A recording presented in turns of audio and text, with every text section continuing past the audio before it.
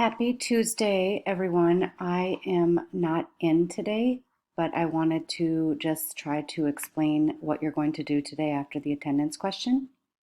So, today you are going to be learning about the road to the Civil War. So, you're going to be learning about the historical events that led up to the Civil War.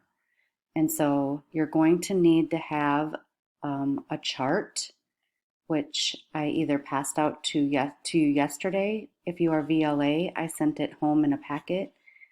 If you're in class today, you should get a copy of it. It looks like this. So it's the road to the Civil War. And you're going to be looking at these events to see how they led to the Civil War. I don't expect that you're going to finish this today. I'm hoping that you are at least able to get to Harper's Ferry and John Brown. If you get this far, that would be great. If you don't get this far, it's okay. I've done most of the note taking for you. However, that doesn't mean I don't want you to read over it. So, taking a look at this, it says the road to the Civil War. Why did the states fight against themselves, and how did this conflict develop? So these are the events that are leading to the conflict or the fight. This additional part is part of the standards of learning how to identify if something is a political event, an economic event, or a social event. So reading the directions, it says, in the Road to the Civil War presentation, you learn about 11 major events that led to the American Civil War.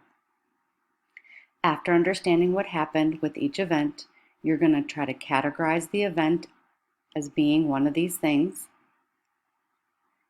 It can be more than one. Finally, the part that you have to think about is how do you think this event, which is described right here for you, led to the Civil War?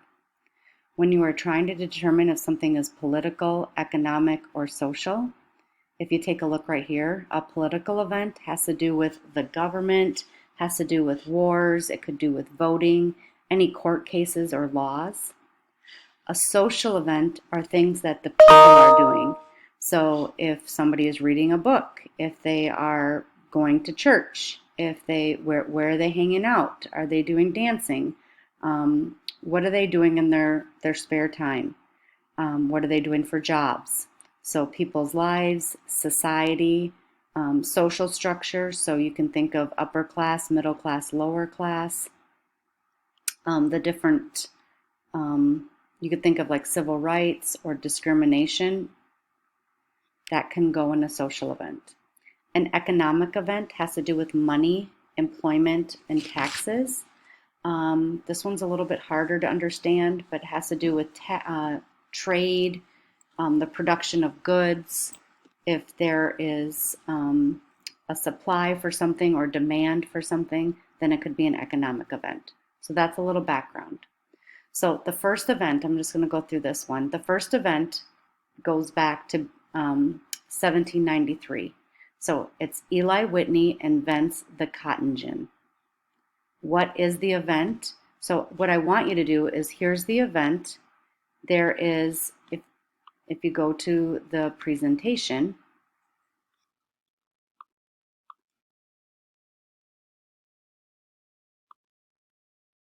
if you wanted to listen to a teacher lecture of this, it's on here, or you can just go through yourself. So it says land expansion leads to disunion. Disunion means that the United States, the states that are united, are coming apart. The debate over slavery ultimately helped drive the United States into civil war. But before it did, there were decades of a carefully calculated balance between slaves, states, and free states. Already gone over that. So the first event, what I want you to do, so Eli Whitney invents the cotton gin, you watch the video clip.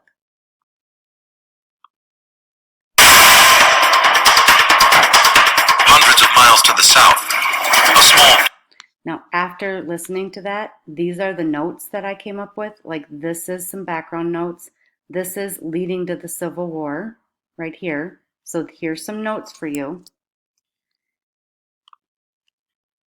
So right here it says, describe what happened. Slavery is declining until this invention happened. What does this invention do? It makes it easier to remove the seeds from the cotton. What ends up happening? You end up producing 50 times more cotton in the same amount of time.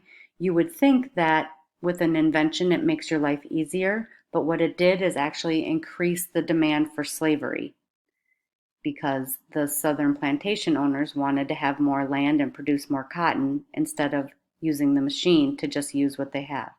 So once you have read through all of this to make sure you understand what this event is, just because the notes are taken for you, you still have to go through here. If you need more information, you can write that down in your notes. Now you're going to decide if this is a political, social, or economic. I would argue that since it's having to do with an invention and dealing with money, I would highlight that this is economic. Now, going over here, how did this lead to the Civil War? Using the notes from the slide and your brain power, you're going to write in how it led to the war. Then you're going to go to the next one.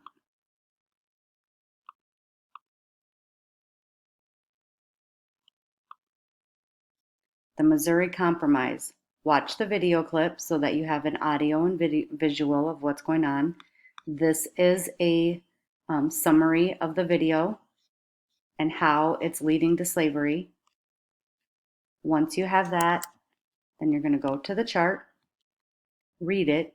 In 1820, there was the Missouri Compromise. What happened?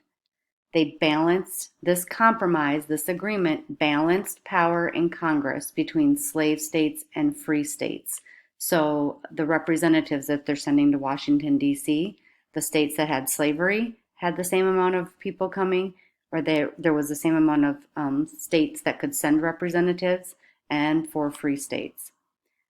What ended up happening? They admitted Missouri as a slave state and Maine as a free state. This simply delayed the slavery issue for now.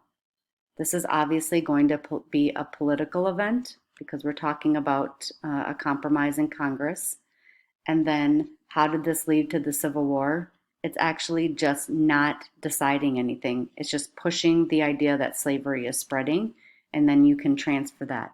You don't want to have sentences here, just quick bullet points. This next one is simply just a definition of this idea of popular sovereignty. States decide for themselves to be free states or slave states. So instead of Congress deciding, the people that live there actually vote and decide.